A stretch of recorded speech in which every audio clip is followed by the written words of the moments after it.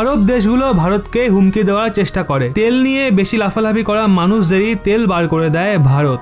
আমেরিকার সঙ্গে ইউরোপেরও বেড়ে গেছে অস্বস্তি। বন্ধুরা, কিছুদিন আগে ভারতে একটা টিভি ডিবেটে শিবলিঙ্গের বিরোধিতায় বিজেপি সাংসদ নুপুর শর্মা কড়া বিরোধিতা করেছিলেন, যা নিয়ে প্রোপাগান্ডা ছড়িয়ে এমন শোরগোল করা হয় যে গোটা দেশে হিংসা ছড়িয়ে যায়। এই বিষয়টাকে এতটাই সিরিয়াস করে তোলা হয় যে ইন্টারন্যাশনাল ইস্যু তৈরি হয়ে যায়। পাকিস্তান অনবরত ভারতের বিরুদ্ধে ষড়যন্ত্র করতে থাকে। যখন সে ভারতের সঙ্গে মোকাবিলা করার মতো থাকে না, তখন সে কঠোর পন্থার সহায়তা নিচ্ছে। তারা ইসলামের নামে নিজের বিদেশ নীতিকে মজবুত করতে চায়। বিশ্বে ইসলামিক দেশগুলোর সংগঠন রয়েছে ওআইসি। পাকিস্তানের প্রোপাগান্ডার কারণে ওআইসি নুপুর শর্মার মামলায় ভারতকে রিয়াকশন দিয়ে বসে। বন্ধুরা, ওই আরব দেশগুলোর সবচেয়ে বড় শক্তি হলো তেল। তাদের সবচেয়ে বড় কমজোরিও এটা, কারণ যদি ওই দেশগুলোর তেল বিক্রি না হয় তাহলে তারা না খেয়ে মরে যাবে। তাদের পুরো ইকোনমি তেলের ওপরই নির্ভর করে আছে। যেই মিথ্যা প্রোপাগান্ডা নিয়ে ওআইসি রিয়াকশন দেয়, তা থেকেই সংগঠনের বুদ্ধিগত ও টেকনিক্যাল শক্তির আন্দাজ করা যায়। এই সংগঠন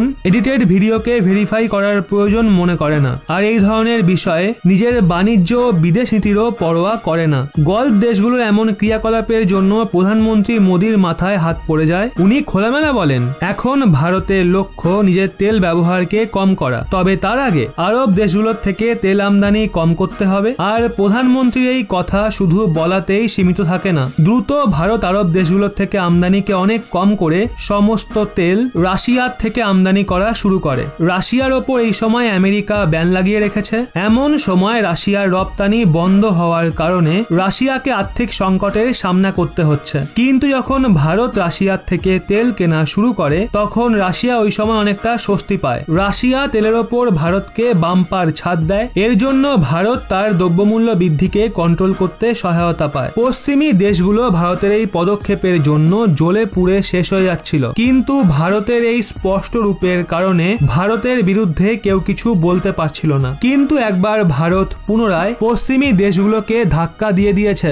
ভারতের এই পদক্ষেপের জন্য আমেরিকার অস্বস্তি বেড়ে গেছে। ওদিকে রাশিয়া নিজের বন্ধুর এমন পদক্ষেপকে মন থেকে স্বাগত জানাচ্ছে। বন্ধুরা, আপনারা হয়তো ভাবছেন ভারত এমন কি পদক্ষেপ নিয়ে নিল যে আরব দেশগুলোর গলা শুকিয়ে গেছে, আমেরিকা অস্বস্তির মধ্যে পড়ে গেছে, ওদিকে রাশিয়া খুশিতে ফেটে পড়েছে। এই প্রশ্নের জবাব জানার জন্য ভিডিওর শেষ অবধি আমাদের সঙ্গে থাকুন। তেল আমদানিতে ভারত পাচ্ছে বাম্পার ছাড়। ভারত করছে তেলের অনেক বড় স্টক। বেড়ে গেছে চীনের হার্টবিট। তো বন্ধুরা, রাশিয়ান তেলের ব্যানের পর ভারত সস্তায় রাশিয়ান তেল কেনার অনেক রাস্তা খুঁজে নিয়েছে। এর ফলে ন্যাটো দেশগুলো বিশাল ধাক্কা খেয়েছে, কারণ ভারতের মতো বড় দেশের তেল আমদানি করার কারণে রাশিয়ানের অর্থব্যবস্থাকে মজবুত করতে পারছে, আর যুদ্ধে তারা শক্তি পাচ্ছে। ইউক্রেনে রাশিয়ান হামলার 5 মাস কেটে যাওয়ার পর এখন অনেক ছোট ইন্টারন্যাশনাল বিজনেসম্যান ভারতকেও রাশিয়ান তেল সরবরাহ করার জন্য এগিয়ে আসছে, যা রাশিয়ার বিরোধী পক্ষান্বিত অস্বীকার করেছে।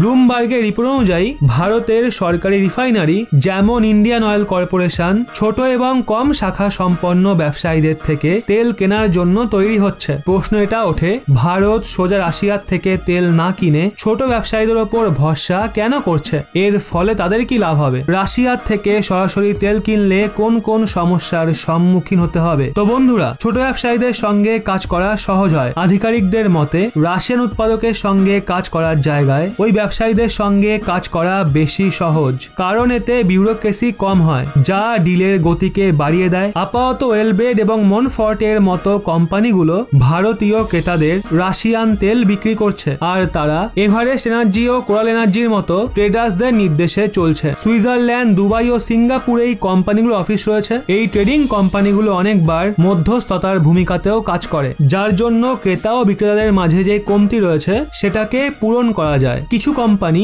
রাশিয়ান ইউনিটের সঙ্গে কাজ করা জারি রাখতে পারে, যার ওপর ব্যান লেগে রয়েছে। এরই সাথে এরা এই বিষয়টাও মাথায় রাখে ভিন্ন ভিন্ন পেমেন্টের শর্তের প্রস্তাব দেওয়া যেতে পারে, যাতে ফান্ডের মুভমেন্ট বজায় থাকে। এই কোম্পানিগুলোর থেকে ভারী ডিসকাউন্ট পাওয়া যায়। বন্দে ইনসাইটের ফাউন্ডার বন্দনার মতে ভারতীয় রিফাইনারিগুলো এখন এই নতুন ছোট ট্রেডার্সদের সঙ্গে ডিল করতে চায়, কারণ এতে পাওয়া ডিসকাউন্ট অনেক বেশি, আর সেটাকে বারণ করা সহজ নয়। যতক্ষণ না নতুন ট্রেডার এই প্রয়োজনীয়তাকে পূরণ করছে, এই কাজ বজায় থাকবে। আধিকারিকদের মতে ব্যবসায়ীদের নতুন ক্ষেপ রাশিয়ান ক্রুড অয়েলের সাপ্লাইয়ের ওপর প্রায় $8 প্রতি ব্যারেলে ডিসকাউন্ট দিচ্ছে। কিছু ব্যবসায়ী দিরহামে পেমেন্ট করার সুবিধাও দিচ্ছে। এরই সাথে ভারতের সেন্ট্রাল ব্যাংকও অন্তরাষ্ট্রীয় বাণিজ্যকে নিজের কারেন্সিতে করার একটা স্কিম লঞ্চ করেছে। এক্সপার্ট ফার্ম কেপলারের মতে যেভাবে পরিবর্তন আসছে, ইন্ডিয়ান অয়েল রেকর্ড গতিতে রাশিয়ান তেল আমদানি করছে আর নিজের প্রতিযোগিতায় ধাক্কা দিচ্ছে। কেপলার ডেটাশো অনুযায়ী জুলাইয়ে রাশিয়ান তেলের প্রবাহ গড়ে প্রতিদিন 4.5 লাখ ব্যারেল ছিল, যা আগের মাসে 44% বেশি, যেখানে ভারতের রাশিয়ান ব্যারেলের মোট ক্রয় 3% বেড়ে প্রায় 1 মিলিয়ন ব্যারেল হয়ে গেছে। তো বন্ধুরা, ভারতের এই পদক্ষেপের সঙ্গে কি আপনারাও একমত? নিচে কমেন্টে অবশ্যই জানান।